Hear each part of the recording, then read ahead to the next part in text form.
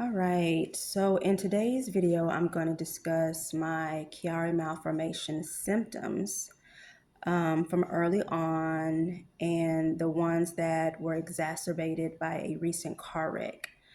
I've got my little cheat sheet right here because anybody that knows anything about Chiari Malformation, memory is one of the symptoms. And for me, it's a major one, especially long term, and I guess short term as well, because I can't remember all this stuff.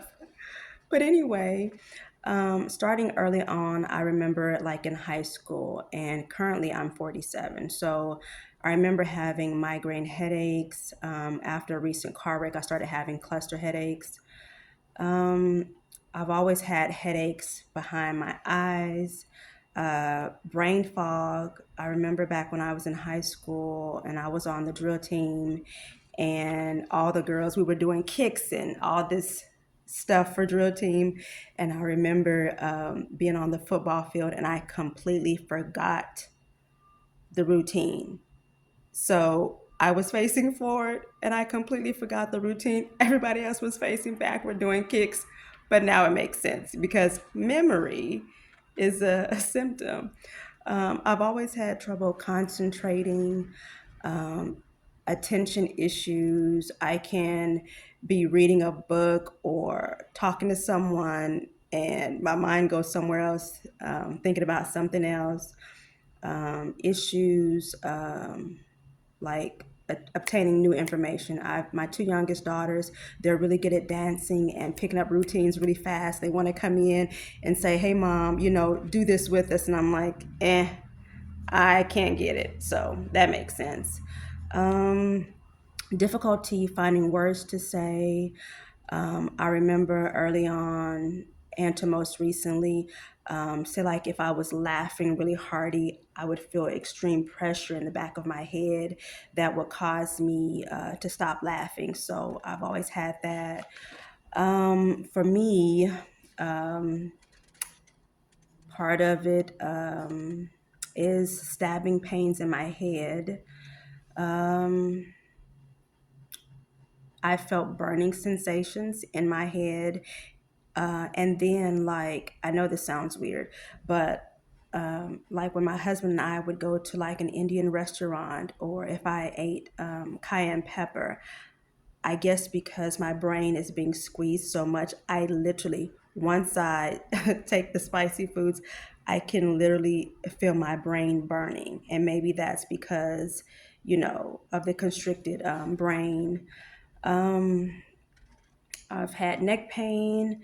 Part of my symptoms is stiff neck, especially like after I've slept for a while, I've taken a nap, my neck hurts.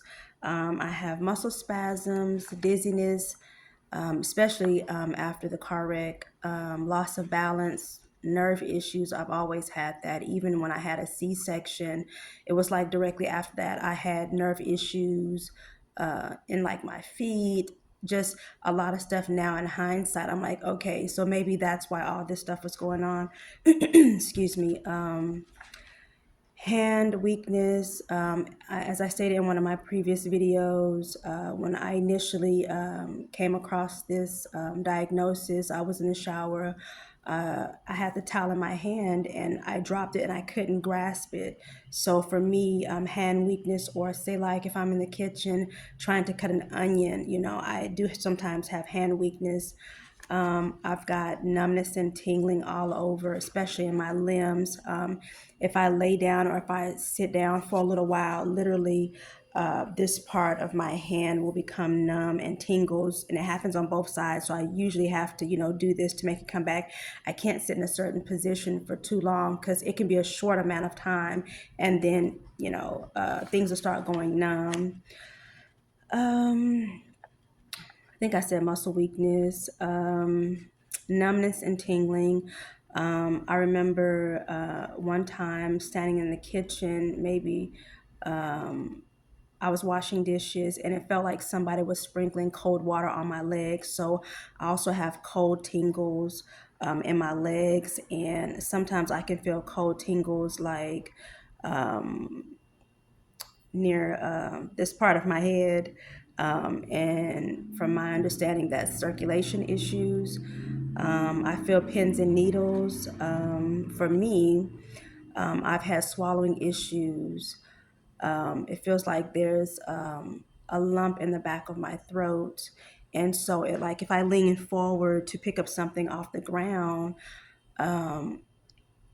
it's like it'll happen. It'll cause me to gag. Sometimes I vomit. And I did go to an ear, nose, and throat doctor, and they did a procedure where they put the camera down my nose into my throat, and they didn't see anything in my throat. So my assumption is, I guess it's somewhere behind there. But at any rate, I often have like now a hoarse voice. Some of my kids used to laugh because my voice would crack when I'm speaking, but now I know why, because voice cracks and hoarse voice is part of Chiari Malformation. At nighttime, I do have difficulty breathing. I have heart palpitations, temporary hearing loss. So one day I was at church and the choir was singing, and then all of a sudden I couldn't hear in my ear, which was very scary. And that lasted maybe 3 or 4 days, and it finally came back. But it was like I could hear out of my left ear, but this right ear was extremely muffled. Like I couldn't hear what was being said. It just sounded muffled, but that eventually went away, which was good. I deal with constant ringing in my ears, and that can become extremely overwhelming. I have major sleep issues. Like right now, my hands are tingling right now. So I have major sleep issues. I have to go to the bathroom a lot at night. So it's when I get up and I go back to sleep, it's so hard to go back to sleep. Like I already don't get sleep as it is because it's hard to get to sleep. And then once I'm awakened, it's hard to go back to sleep. So insomnia is part of mine. Rapid involuntary eye movement at nighttime. As I'm trying to sleep, it's like my eyes are just moving sporadically, which is weird. I also, the reason why I've got these glasses on is because I deal with blurry vision and double vision. Like sometimes if I'm sitting in my bed, I can look at the microwave and I can see two sets of numbers. So blurry vision, double vision, and it's probably more symptoms than that, but that's the symptoms that I deal with Chiari malformation. And yeah, so some of those symptoms I've had early on, and some of them, like I stated before, exacerbated from a recent car wreck. So I believe it's said that people can be born with it or something traumatic happens. And I believe I had both. I believe I was born with it, especially with the headaches and little issues I had. And then as time went by, and then when I had the car wreck recently, it just kind of made everything spiral out of control. So that those are things that I've dealt with. And but for me, the major thing for getting the surgery is because I have the fluid on the spinal canal, which causes paralysis. So for me, the surgery is not optional. All right.